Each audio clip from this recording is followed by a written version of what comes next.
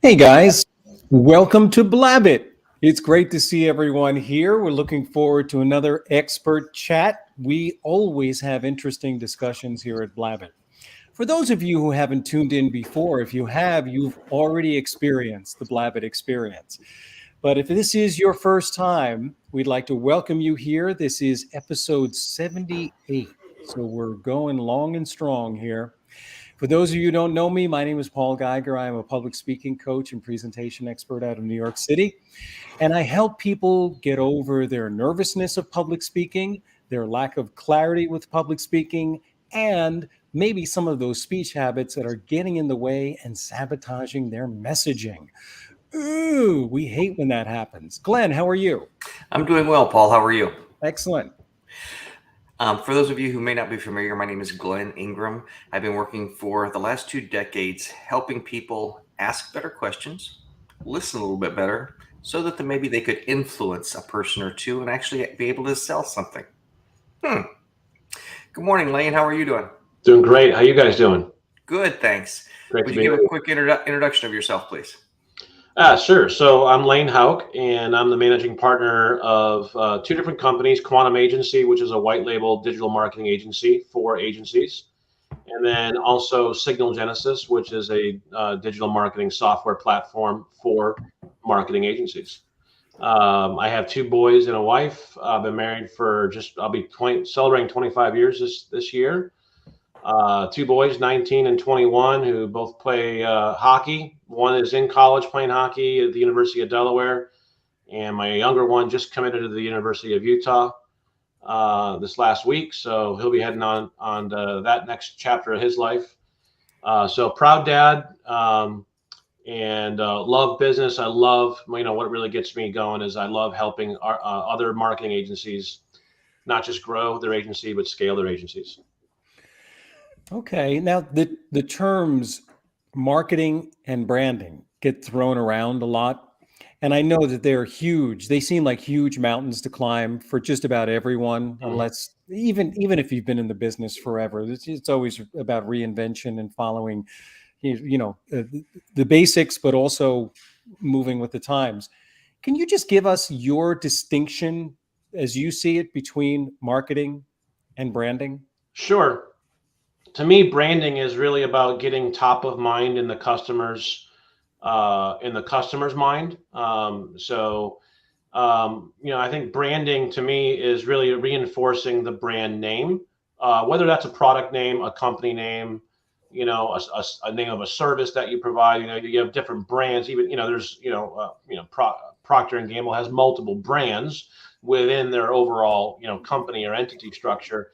So brands can be company names, product names, service names, whatever. But it's the constant repetition, and I would say even the marketing behind that reinforces a brand name. But branding is a process of reinforcing a brand in the customer's mind, getting it to rise to top of mind. Marketing, I think, is more of a catch-all for all the different activities that we might wrap up under marketing, but. People will say marketing and sales. Well, sales is a whole different process than marketing. And so that they all kind of work together.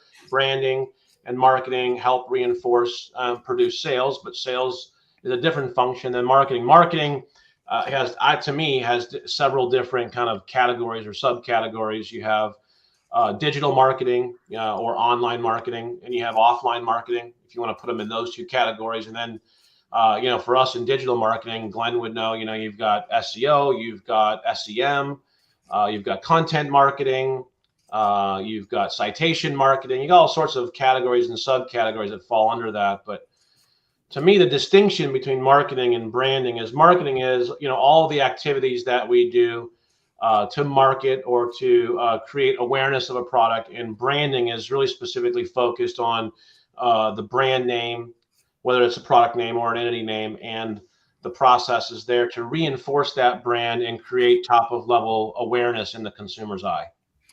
But then you can't, you really, or you shouldn't be reinforcing the brand until you understand who your audience is, what their need is, and how you provide a solution for that need. Correct? 100%. Yeah, that gets into all the business consulting, components that a business owner, probably an agency should be having with the business owner. This is where what separates a lot of agencies apart is, can you just go in and just provide, maybe say we provide PPC, or can you come in, like you say, Paul, and really consult with that client and go, hey, before we start, tactics and spending money on PPC or an SEO or a content marketing, do we even know who we're talking to? Or do we have that dialed in? Do we have our unique value proposition, identified, so that we can communicate that clearly in our messaging to that audience?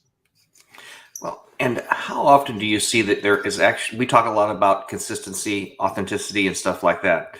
And especially as some company may get a little bit larger, how often do you see it being disconnected? And when you are working with someone that's doing a PPC for you, someone that's doing marketing versus the branding versus the sales, if it's not congruent from top to bottom and you don't have a game plan, I would assume your sons probably have some offenses they're running and defenses they're running. They don't just run around, to and fro and just try and win a game. If you don't have a plan for all this from the beginning, how much less successful, or what are your chances that it's probably not going to work properly if you don't have everything planned from A to Z? Yeah, well, the statistics bear themselves out. Whether you consult the Small Business Administration or some of the the authors who have done some big studies in this area, E-Myth, goes into this. How many businesses actually fail, right? The percentage is way over the majority of businesses fail in the first 3 years. It's over 50%.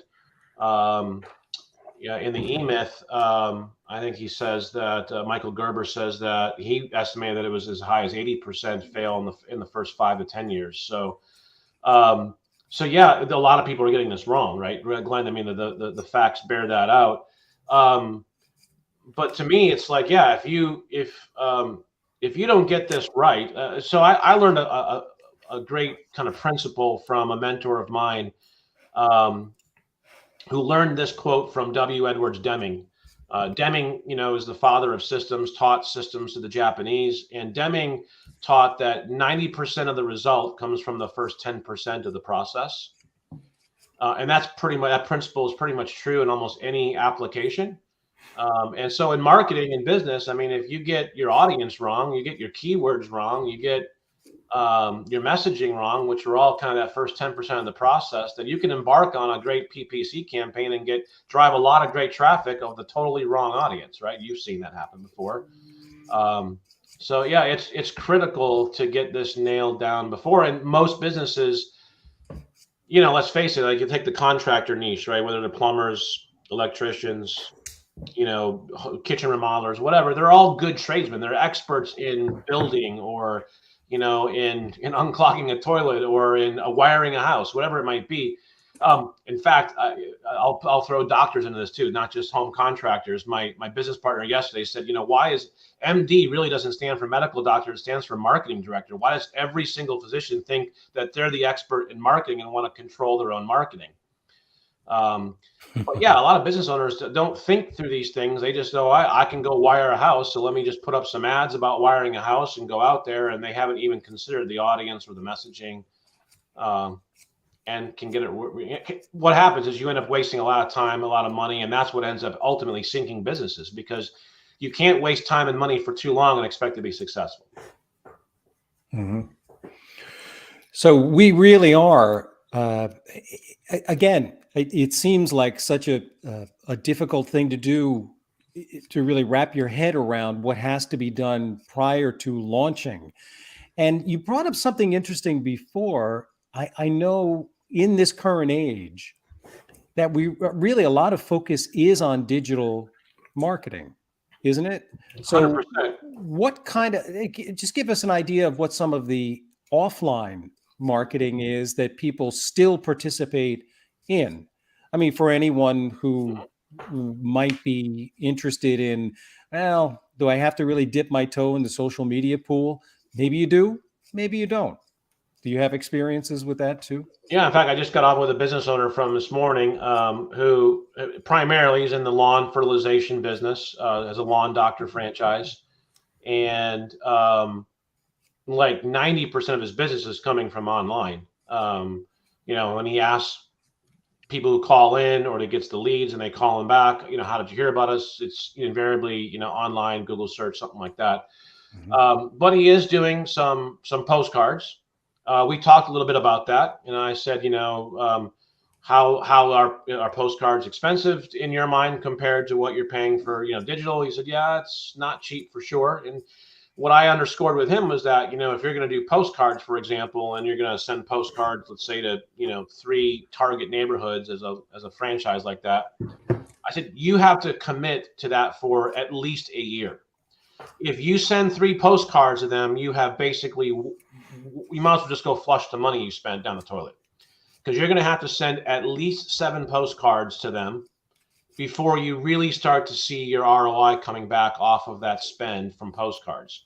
So, and the problem with most people with postcards is it is very expensive, especially if you start getting a list of 5,000, 10,000 homes or businesses that you're going to send a postcard to at 45, 50 cents a piece. That starts to add up. And then you start to go, well, times 7 months or times 10 months or times 12 months, that will be tens of thousands of dollars.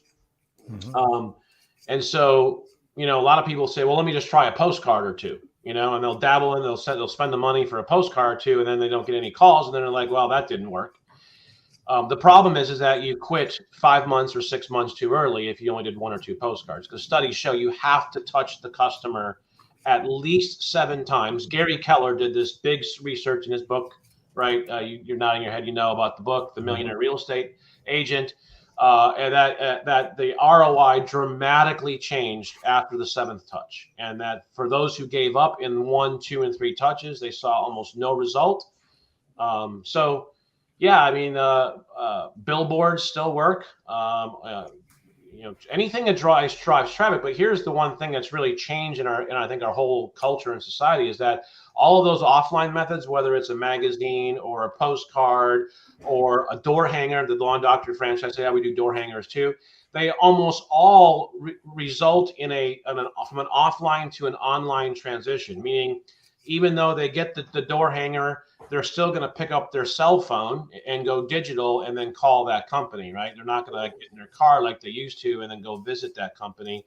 It's going to result from an offline into an online transition. So I was trying to help him understand the importance of, call tracking and getting his analytics and KPIs, because without that, as a business owner, you're flying blind. You don't know if your door hangers and postcard campaign are doing any good as compared to your PPC and SEO campaigns if you're not measuring any of that. And that's where most business owners are really going wrong. I see probably 90% or more of all business owners, they have no idea what their KPIs are.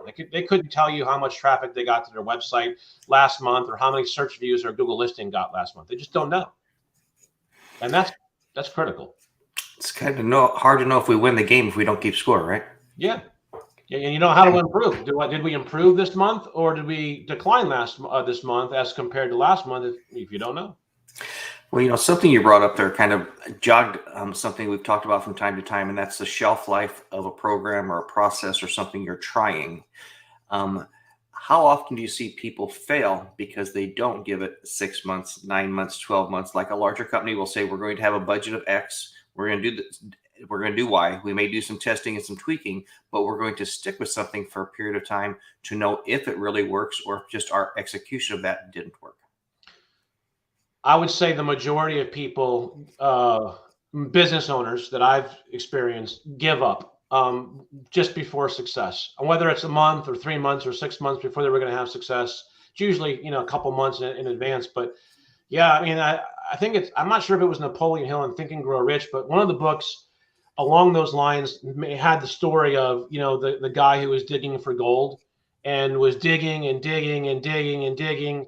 And like the day before he was about to get to the ore, in his hole, he gave up. He was so frustrated. He's like, there's no gold in this hole. Forget it. And he gave up. And, a new guy came in and, and struck gold the first day digging because, the old guy left and gave up one day, before he had the success. And I allude that story to a lot of business owners who are, they do a postcard campaign for 3 months and then they give up. And if they know they'd only just finished 4 more months of that campaign, they would have seen their ROI skyrocket, right? But now, something as predictable, I'm sorry to use that term in terms of marketing, but when you talk about the rule of 7, does it apply on all of, let's go back to digital marketing, let's go back to the online platforms. Does it apply across the board? If you are focused, let's say you don't want to bite off the whole enchilada, you just want to focus on Facebook, or you want to focus on Instagram, or you want to focus on LinkedIn.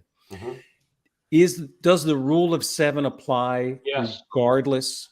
Yeah, but you can touch people obviously a lot cheaper and a lot faster 7 times digitally than you can with a postcard. Like, right. How many times if I hit a client with a postcard 7 days in a row at their mailbox, it would be a little odd, right?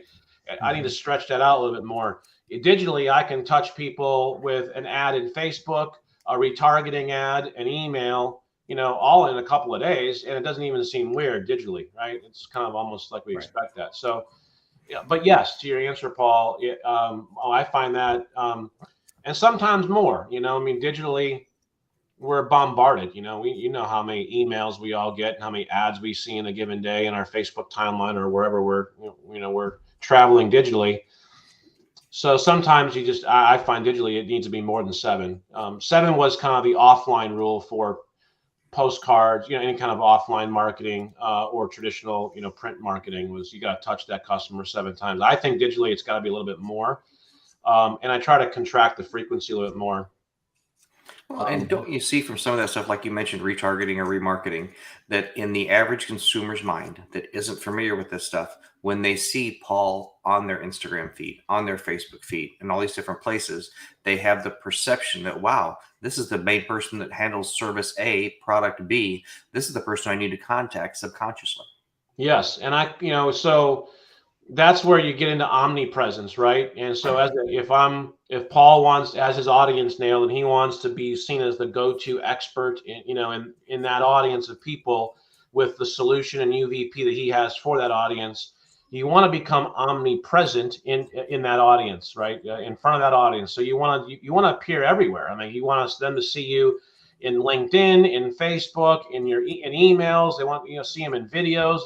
Anywhere you can become present in their world is how you be. That's branding, right? That's becoming top of mind. You're just becoming omnipresent in their mind and their world.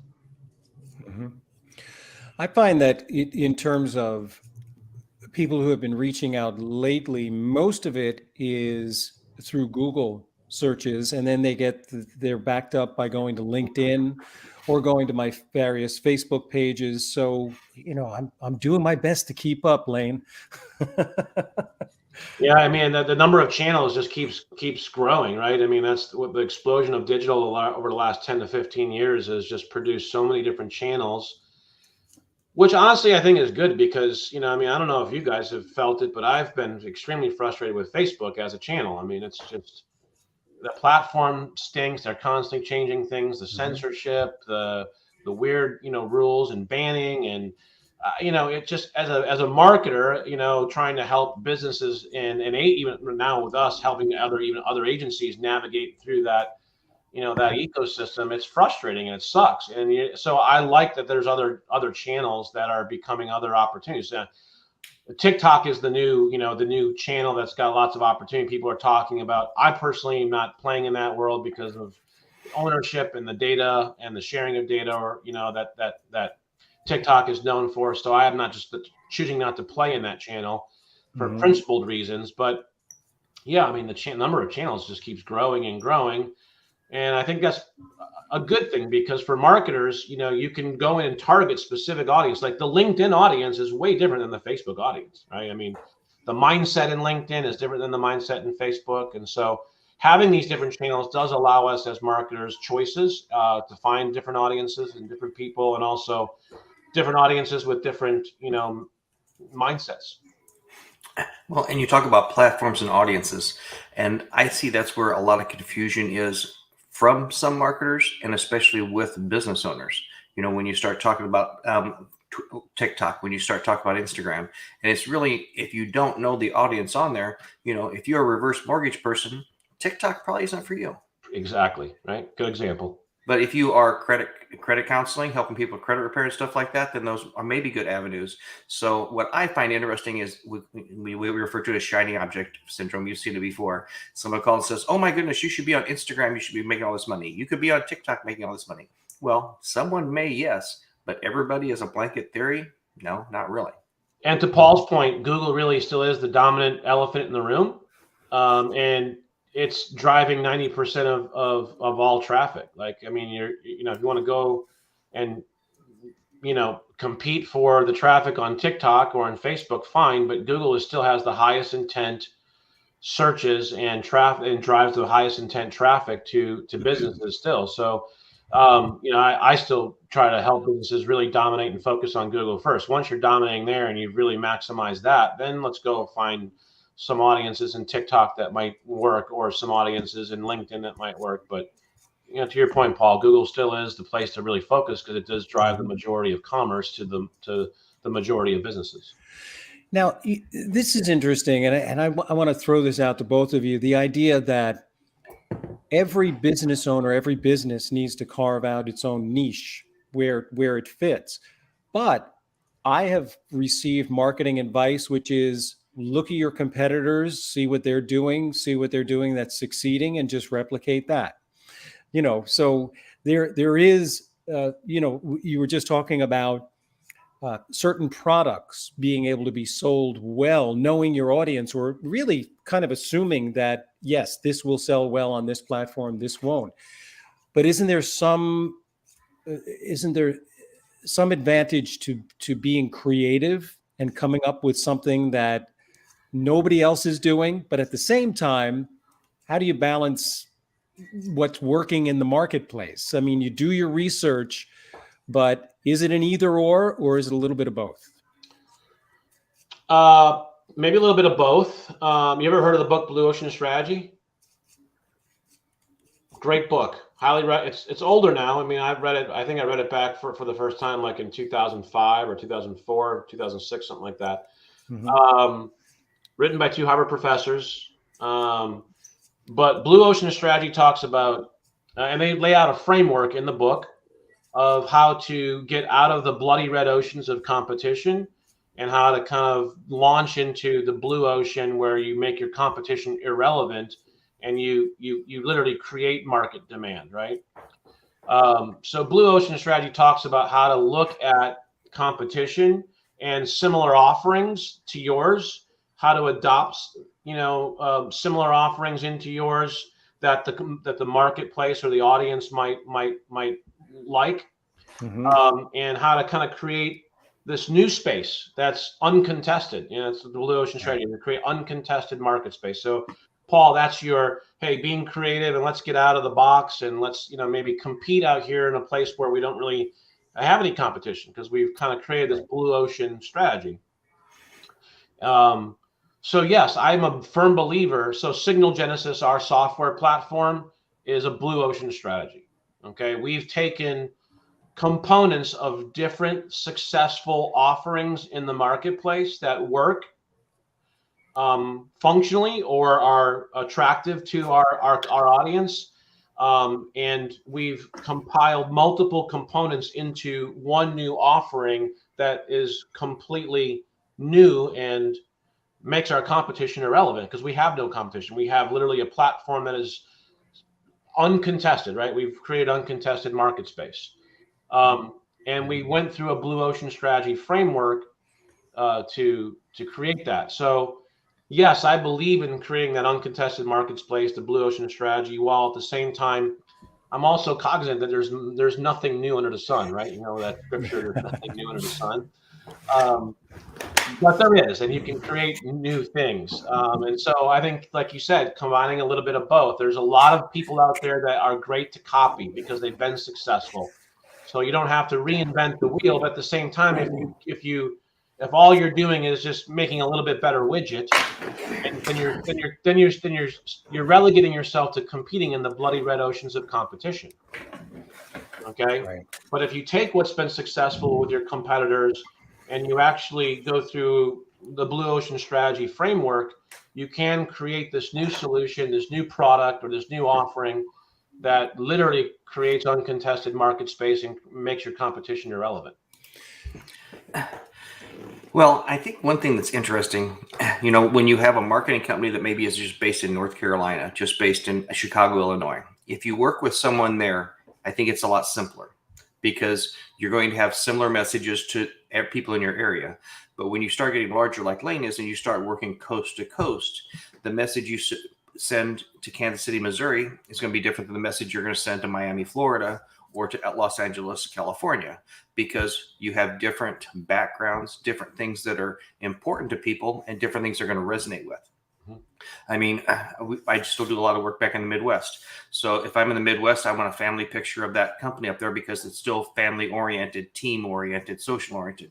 Yeah, on the coast, maybe not so much. So unfortunately, you get the answer. It depends where I'm marketing to and what I'm marketing. Mm-hmm. Absolutely. Now, it sounds to me, and please correct me if I'm wrong, are we talking about positioning here? Is a blue ocean strategy positioning, like Marty Marion said probably a year ago, Glenn, right? He's the positioning master. There's a great book by, I actually have it back here I have the book here somewhere. I've read it before, but Positioning by Rees and Trout, Al Rees, and Trout is the other guy's name. But yeah, that's a phenomenal book. If you haven't read that book as well, Positioning. But yes, positioning is part of a blue ocean strategy, but not the entire strategy. Yeah, Blue Ocean Strategy is a really good book. Like if you haven't read that, like really dive into that. And they have some. I actually taught a class for 2 years on how to help business owners go through the framework. In that class, it was actually with real estate brokers on how to create a blue ocean strategy for their real estate business. And it's a really cool framework and process to go through. Especially for business owners who are finding themselves really, becoming more and more commoditized.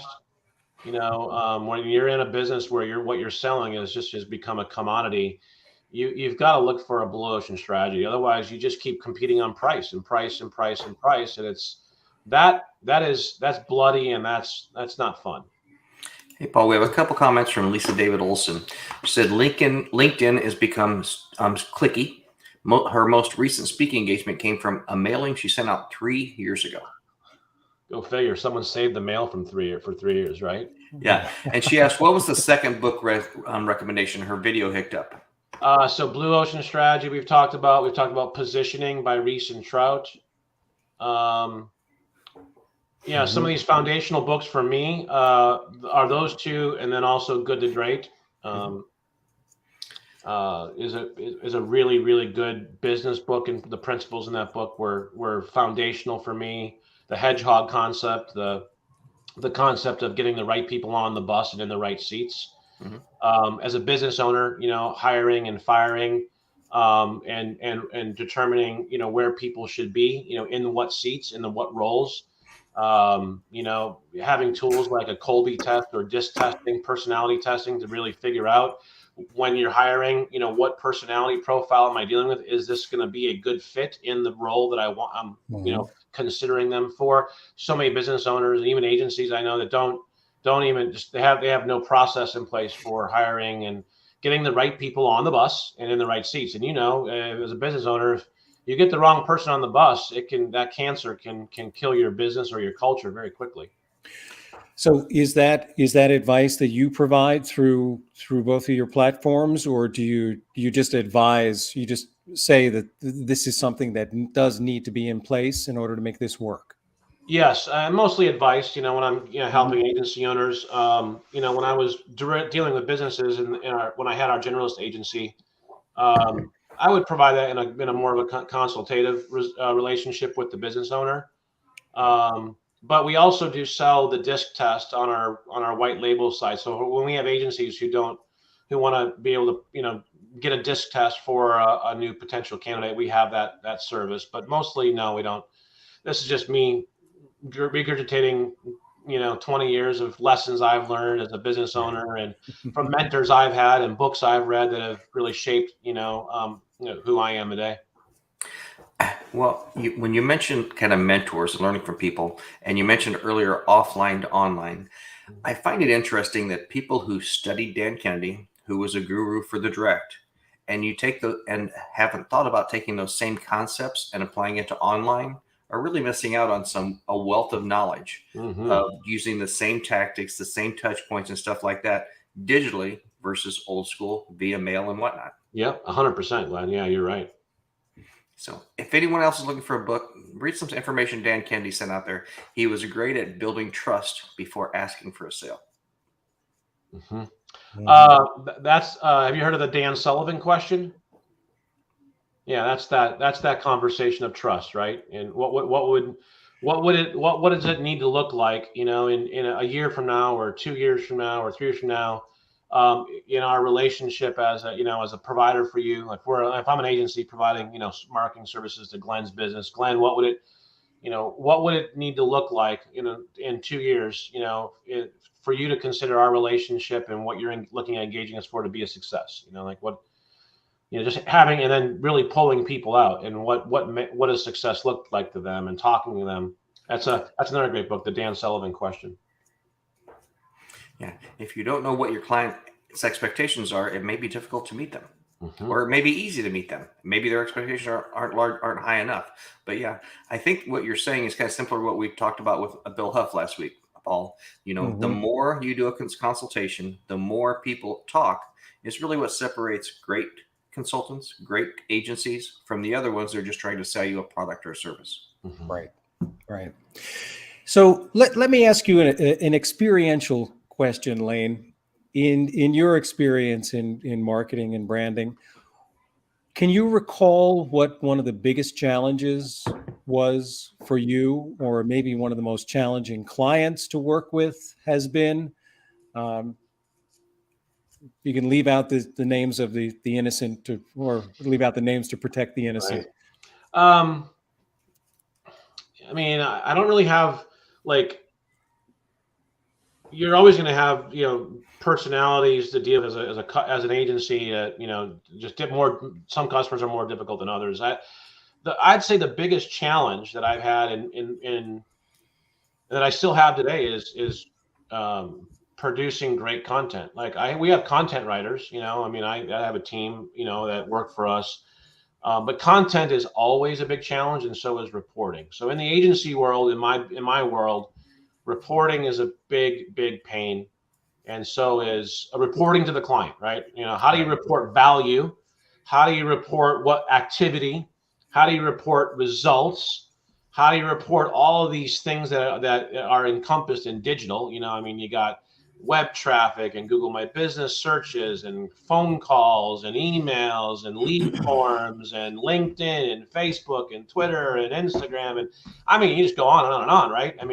How do you report all that, and make it so that where the client, the business owner who's driving 1,000 miles an hour and doesn't really have time to even stop and listen to the report, but wants the report because they are paying the money and want to know that they're getting value for what they're paying. But even when you tell them the report and give them the report, they have no idea, look at you like they're dumb and they don't know what you're saying. And so reporting is a big piece of a pain. And we're trying to solve that. We're working on that with our software platform. And then content. Content is I think, will always be, it's the biggest pain in the butt for a business owner. It's the biggest pain for agencies.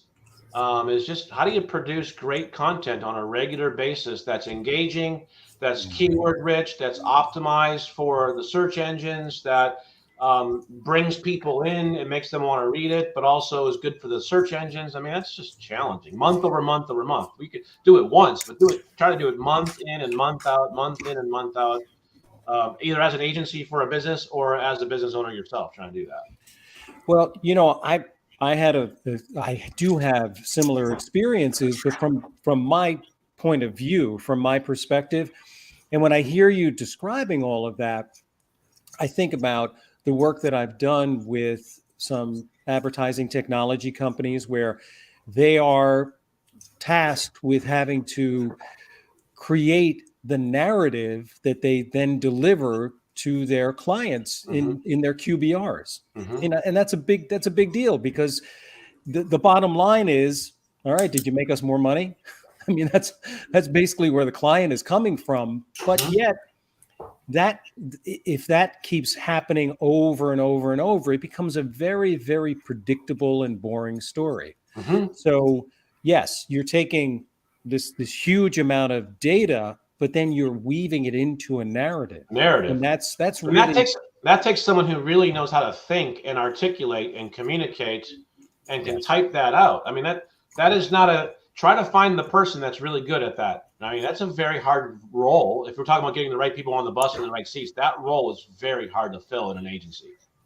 It is because, again, you could come up with a brilliant idea during one QBR, but if you can adjust that narrative, but it's going to be yesterday's news in the next QBR. But yet you are using the same data. It's just, okay, we increase things by 3%, 4%. But what does all of that mean, both historically and aspirationally? So all of those things have to be woven in, because we are human beings who like stories. We have a healthcare marketing division, and Matt, my partner, and I do. And so it's a healthcare venture. The sales and business development are done with a venture partner who have the connections in healthcare and all that. But in prep for this healthcare venture, we had to develop a report that would go to healthcare executives that they could read, that would make sense to them, that would give them the high level without too much detail. A one-pager? No, it's not unfortunately one-pager. That would be nice. But we call it our VPN report. So the VPN stands for value, progress, and next steps. And that basically begins the narrative you're talking about, Paul, is, what's the value that we've actually delivered to you in the reporting period? What are some of the progress things that we've done in terms of we've progressed here in the reporting period, and what are next steps? What are we going to work on in the next reporting period?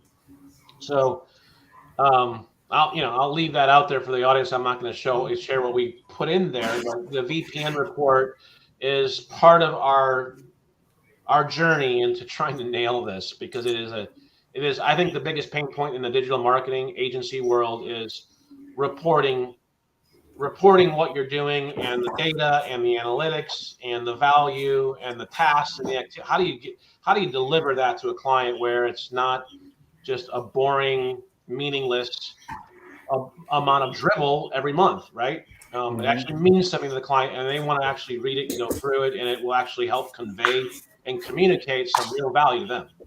Yeah. Well, but I think what you just said there is extremely important, because you can go to the simplest. This is how many phone calls and how many forms fill on your website. That's dollars in their pockets. Yep. But in order to get there and to expand upon that, you have to be doing the plan, and you have to be doing the next steps. So I think to be able to convey that in a way that's simple to understand, and again, like kind of what Paul was hoping for, without being 55 pages long, something that says, okay, we did this for you today, we're working on this for tomorrow, and this is our plan for next month.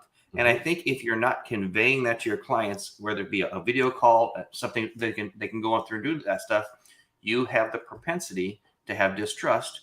And all of a sudden, what am I spending my money on? And we know that as an agency, our business owner clients are getting bombarded daily and weekly from other SEO companies, marketing companies, agencies, social media companies, white label companies offshore. I mean, they just get bombarded with it. So they're constantly hearing, hey, we can do it for cheaper. Hey, we can do a better job. Hey, we do this, we do that. And they're constantly hearing that. So even though we know most of that is really not true, or it's just blown up, hyperinflated marketing, dribble, the clients are hearing that. And so if you're not reporting to them, like Glenn, like you said, I mean, you're putting that client, they're going to start distrusting what you're doing, and you're going to end up losing, and they'll churn. They'll churn out. Yeah. So Well, I have a question for you with again, the bombard of information. That's kind of a rule of thumb that I use. And I know some other gurus are going to be pissed when I say this, but I don't really care. If you're going to be marketing to a business owner and it's a Gmail, I tell every one of my business owners, if you get a Gmail or Yahoo mail and they can't even be professional enough to use a professional web address, delete the damn thing. Mm-hmm. Yeah. that'll do it. That's a good rule of thumb. Yeah. If they're not going to be from paulgeiger.com or lanehouk.com or digital this or whatever, are they really a professional? Mm-hmm. Right. Yeah. They're using a free Gmail account or a free Yahoo account. Mm-hmm. Right. So I absolutely agree. I just want to go back 1 second, Glenn, to something that Lane was talking about, that we have talked about before. And of course, you know this from us having many discussions. But in order for talking about the QBRs and saying, yes, we have these certain parameters that we follow, a certain framework. And I understand that. I'd love to get that concept, Glenn, of the bumper sticker, starting things off with that phrase right in the beginning that sums up what those three things are. And by the way, Lane, that's perfect utilization of the rule of three. Mm-hmm. By the way, I'm sure you already know that.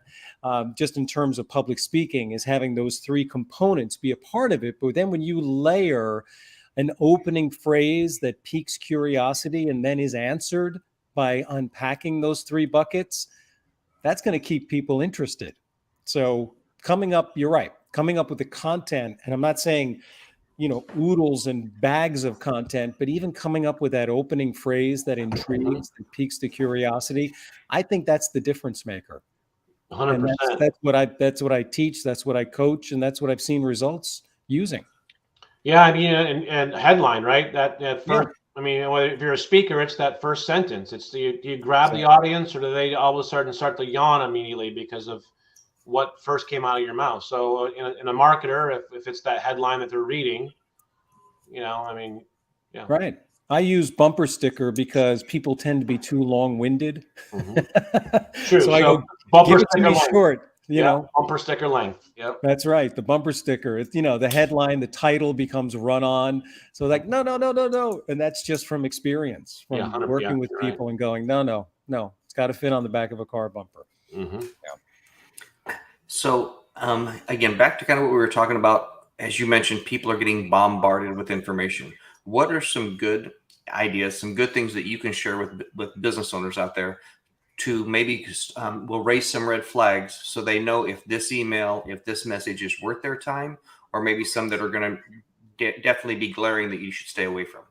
In terms of incoming emails that a business owner will get?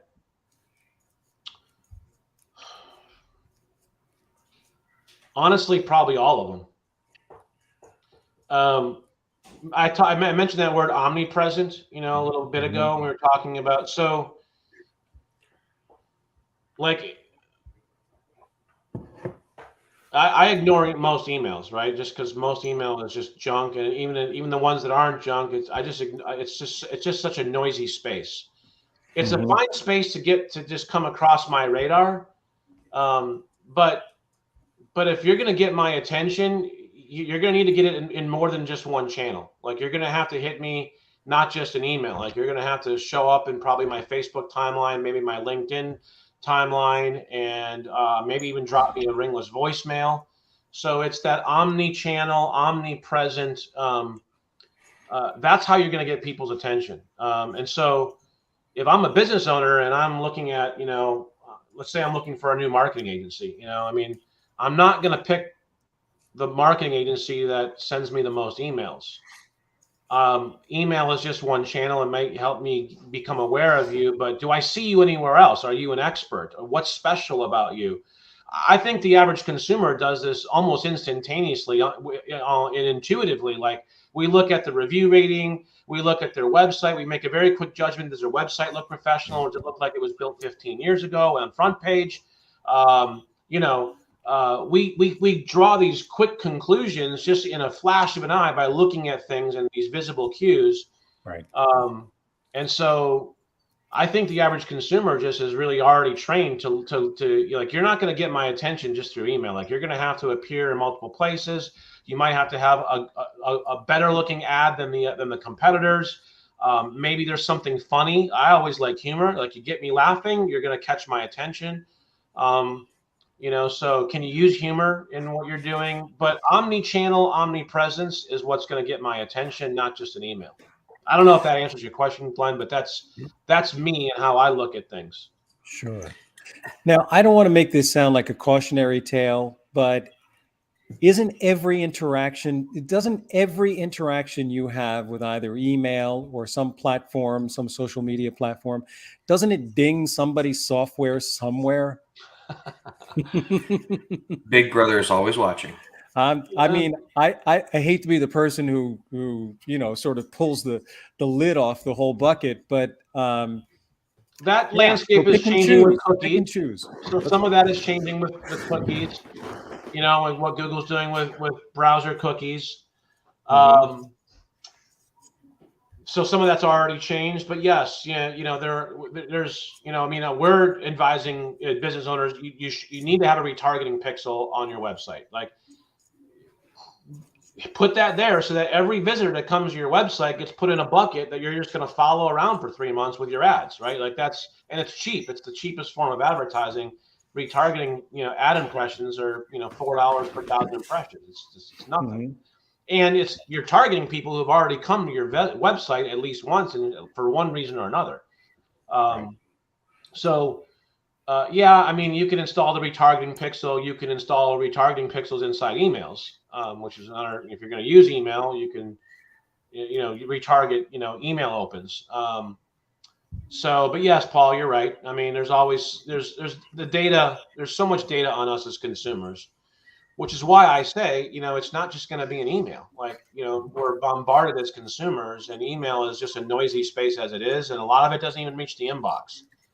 So, as a business owner, don't just be reliant on email. Try to become omni-channel, omnipresent in your target audience's world. Which means to our very first point, you've got to know who that audience is in order to be able to target them.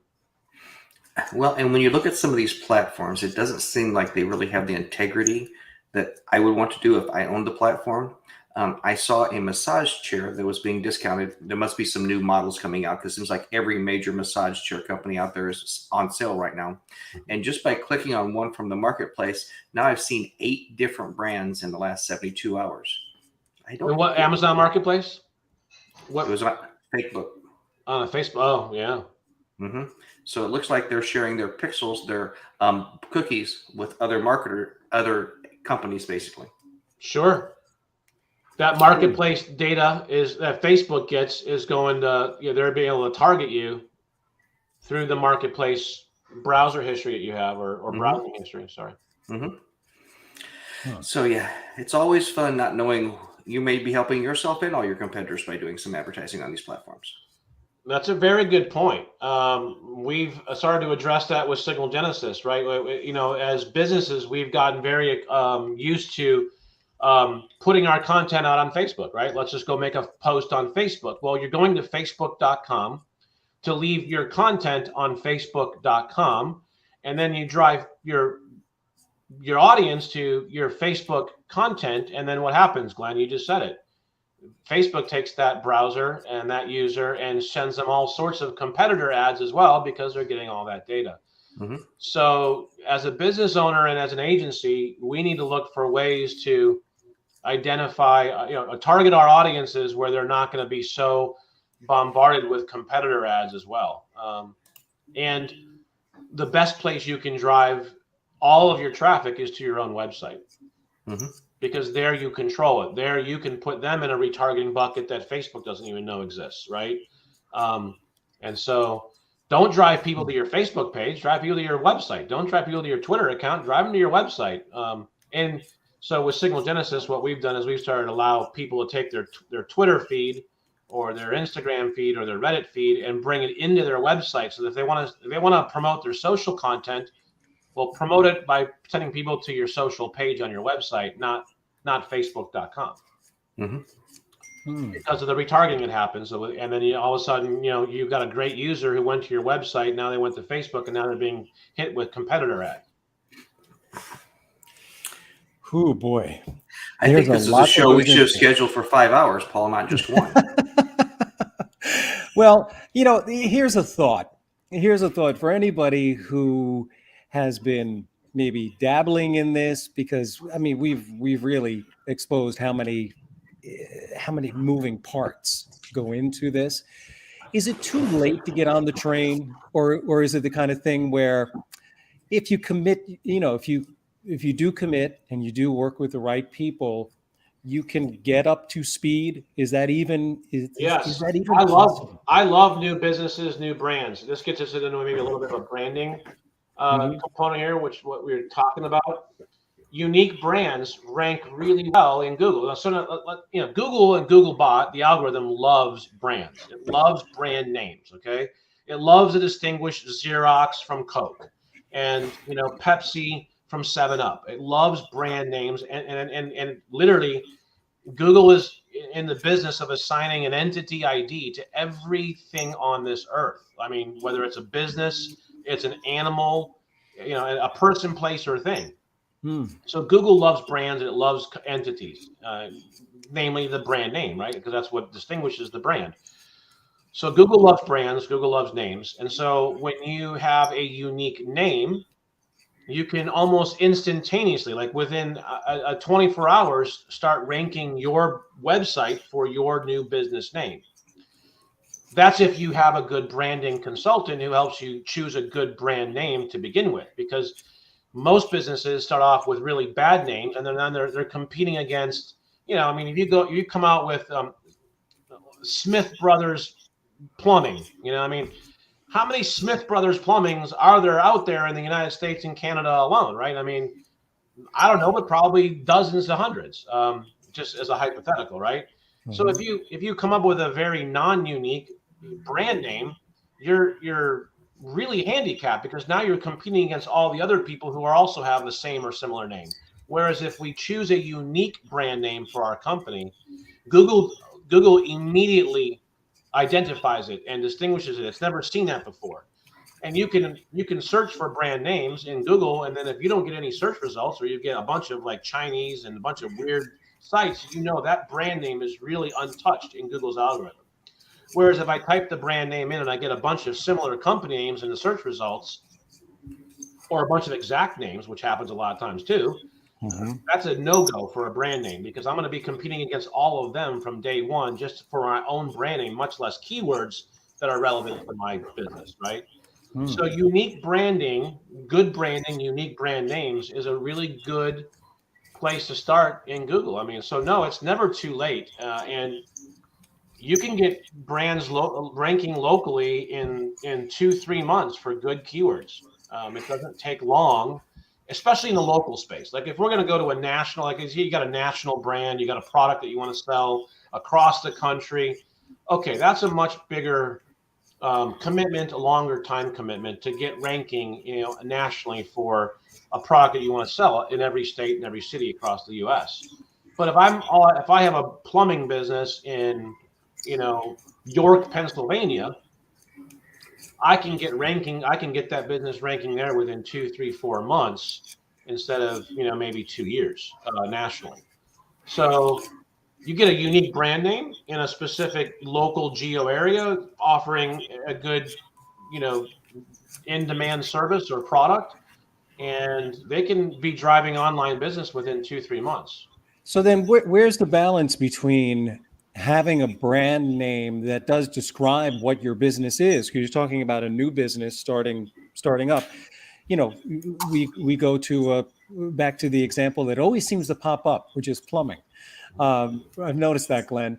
Mhm. I mean, a plumbing business getting started, you know, Yowza would not be the greatest name. I mean, maybe it would be the only company called Yowza in the plumbing space, but would people actually know that that is a plumbing business? I mean, is it important to somehow allude to what it is that you do, the service or the product that you provide within the branding name, or is that something you establish through your marketing?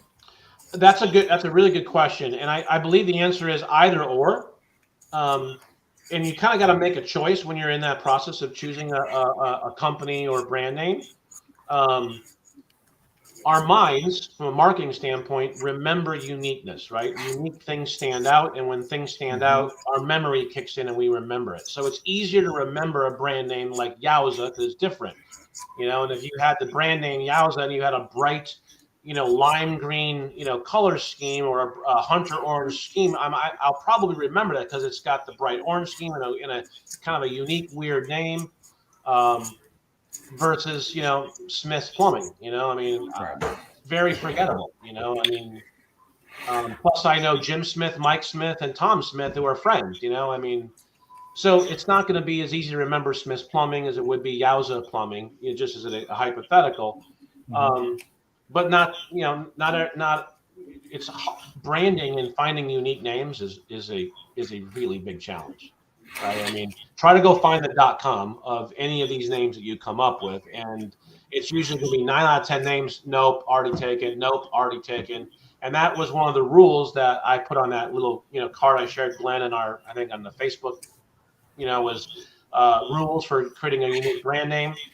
Is the .com has to be available. If the .com is taken by somebody else, that means you're already competing with somebody else who's got the name. So .com needs to be available. The Facebook, the Twitter, all of those profiles should be all available under the same brand name, which is also why the brand name should be 15 characters or less. Because if you get outside 15 characters, now you can't get twitter.com / the brand name because Twitter only allows you 15 characters.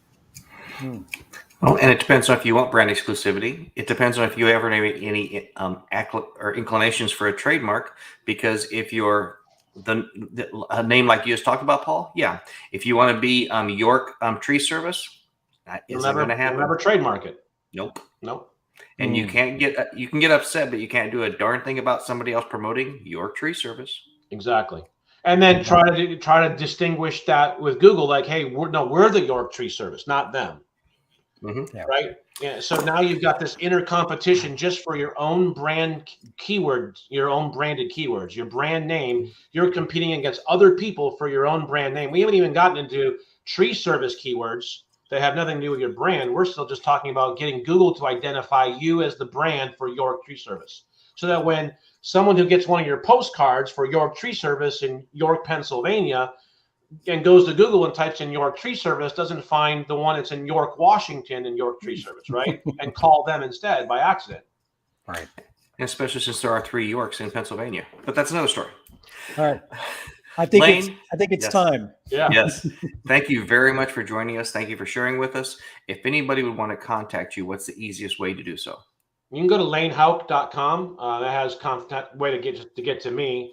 But quantumagency.io is our white label agency. Signalgenesis.com is our software platform. That's SYS on the end. But LaneHouk. You can also Google my name, right? I have a pretty unique name, so the branding is easy with a name like Lane Houk. So Google my name, and you'll find my website. You'll find our other things I'm associated with. But that's a great way to get a hold of me, Glenn. All right. Great. Well, thank you very much. It's been a great episode, Lane. Really great talking with you. Great insights for everyone. I'm sure they're very appreciative of it. Thank you, Paul. Appreciate it. It's great to be with you. Yeah. Thanks, guys. Great. All right, everyone. We'll see you back same time, same channels next week. Take care, everybody.